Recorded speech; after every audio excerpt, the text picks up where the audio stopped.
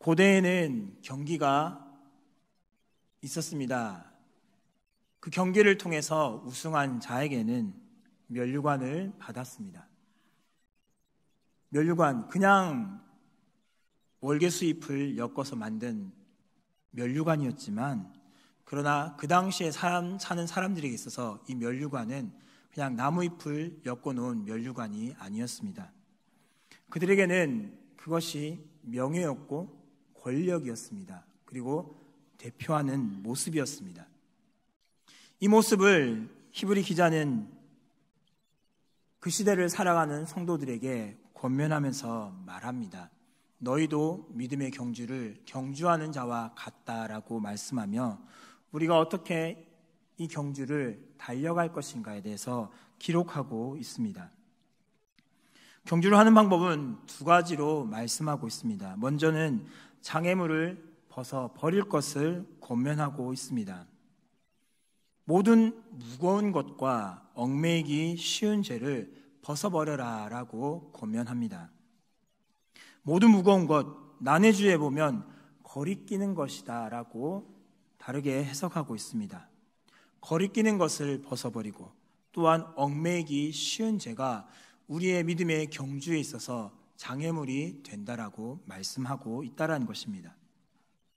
여러분 한번 생각해 보십시오.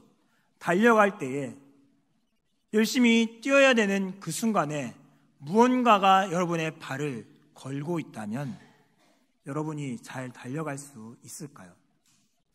막상 뛰려고 하는데 바로 앞에 커다란 짐이 있다면, 아니면 바로 앞에 걸림돌이 있다면 여러분이 달려갈 때에 주춤하지 않겠습니까? 그래서 사도 바울, 오늘 그래서 히브리 기자는 그 당시에 살아가는 성도들을 향해서 이것들, 모든 무거운 것 또는 거리끼는 것이 우리의 걸림돌이 된다. 얽매이기 쉬운 죄들이 우리의 앞을 가로막고 있어서 하나님 앞에서 믿음의 경주를 하지 못하게 하니까 이것들을 벗어버리고 달려가라라고 권면하고 있습니다. 그렇다면 이러한 우리의 거리끼게 하는 것과 얽매이게 하는 죄를 어떻게 우리는 알 수 있을까요? 그것은 성경을 통해서 무엇인지 알 수 있습니다. 하나님의 말씀을 통해서 무엇이 우리를 거리끼게 만들며 무엇이 우리로 하여금 얽매이게 만드는 죄가 있는지를 알게 한다라는 것입니다. 성경이라는 안경을 통해서, 성경이라는 기록을 통해서 과거의 믿음의 선배들이 걸어왔던 그 기록을 통해 우리가 어떻게 달려가는 데 있어서 장애물이 있는지 알게 합니다.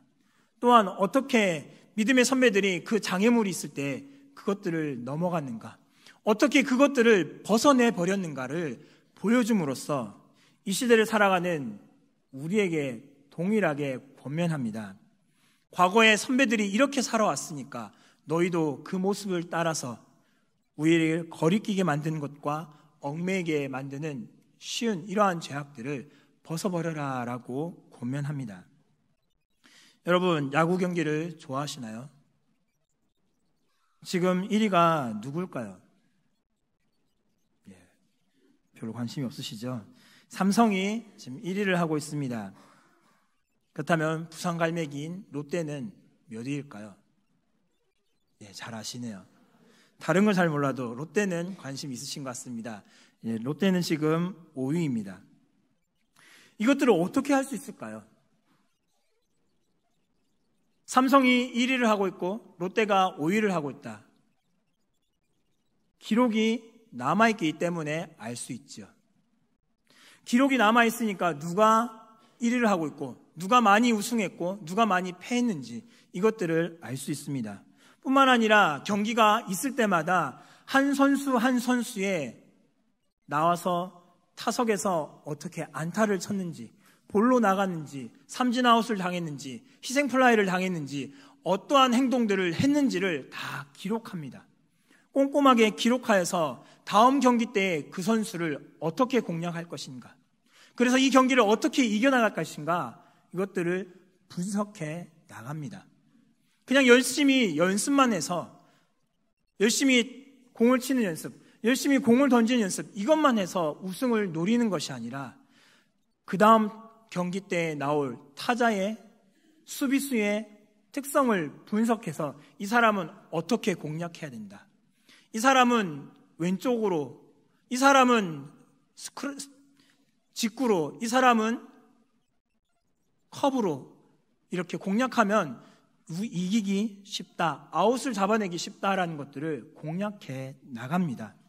마찬가지로 성경을 통해서 우리의 삶 가운데 여러 가지 문제가 있을 때에 성경을 통해서 믿음의 선배들이 과거에 어떻게 했던가, 이것들을 봄으로써 우리를 거리끼게 만들고 경주하지 못하게 만드는 장애물들을 넘어가는 방법들을 알 수 있다라는 것입니다. 두 번째로 경주를 잘 해나간 방법은 인내하면서 달려나가는 것입니다. 인내하면서 달려나갈 때에 대표적인 대표주자가 있습니다. 인내로서 달려나갈 때에 이 대표주자를 향하여서 우리의 시선을, 우리의 마음을 향하여 나아갈 것을 히브리 기자는 고백합니다. 권면합니다.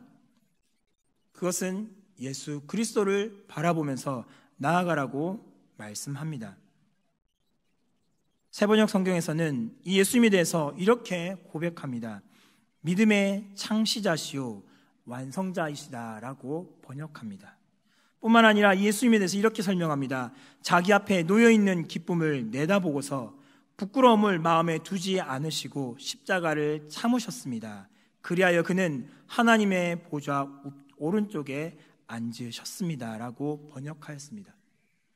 그 앞에 있는 그 기쁨, 우리를 구속함으로 말미암아 우리와 함께 하나님을 찬양하게 될 그 기쁨을 예수님은 바라보셔서 신이 당해야 될, 하나님이 당해야 될 그 수치와 그 분노, 아버지께로부터 분리돼야 될 그 모습에 대해서 이것들을 마음에 두지 않으시고 기꺼이 그 고통을 당하셨다라는 것입니다.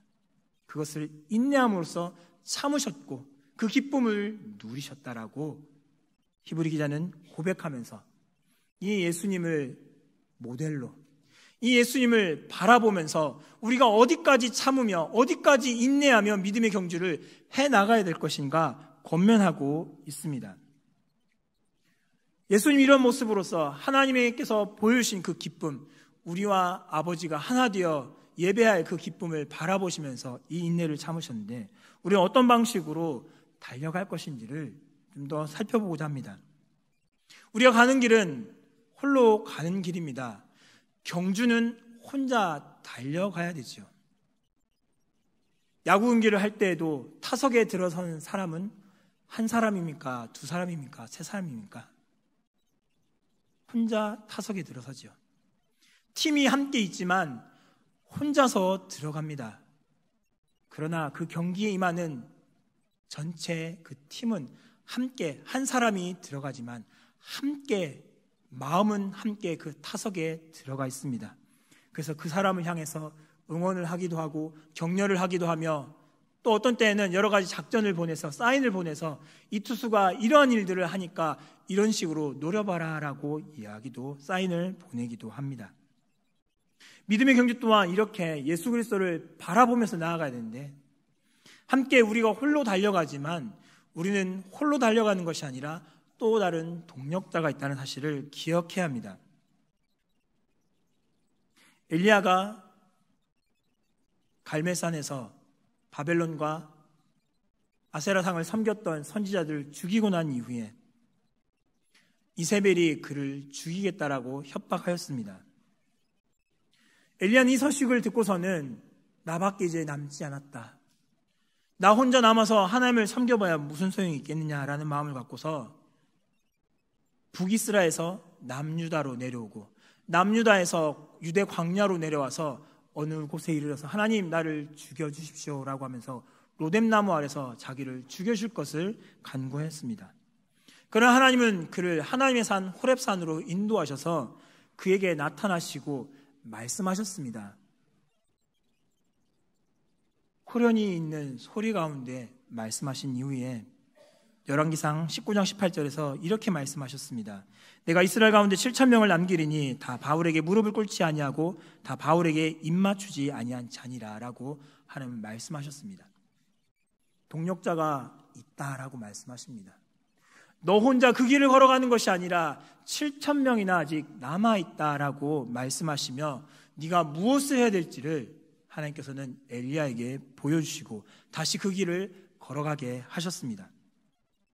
과거에도 하나님은 동력자들을 붙여주셨습니다.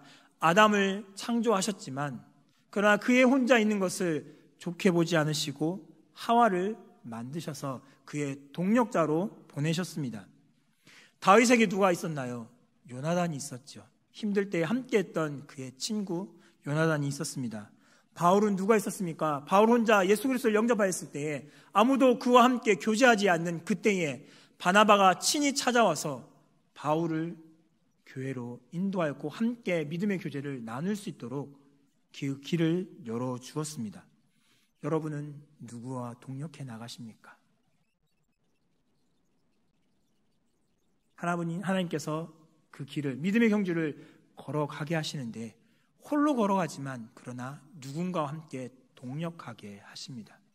그 동력자가 누군지 한번 생각해 보시기 바랍니다.